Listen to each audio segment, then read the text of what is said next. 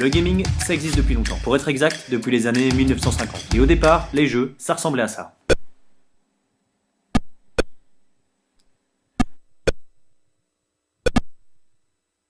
Mais depuis, ça a bien changé.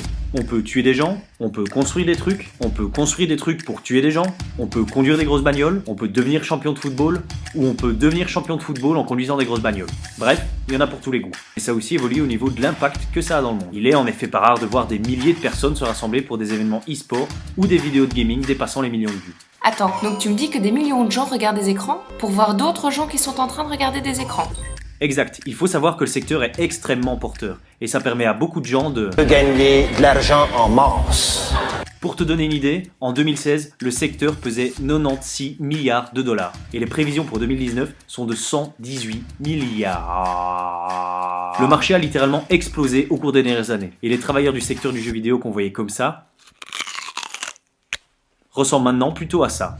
Rien qu'en France, le marché du jeu vidéo représente plus de 3 milliards d'euros. Oui, vous avez bien entendu, rien qu'en France, 3 milliards. C'est donc devenu un véritable champ de bataille où les concepteurs, les sponsors et les joueurs pros s'affrontent sans merci et où les fans hystériques supportent leur équipe fétiche. Ça vous rappelle rien ?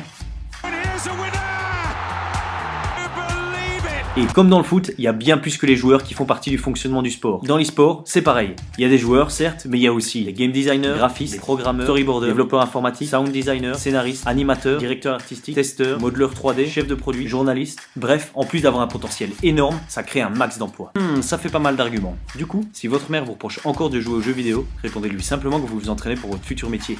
Parce que Le Gré soutient aussi les métiers de demain, avec le soutien du ministre de l'économie, de l'industrie et de l'innovation numérique.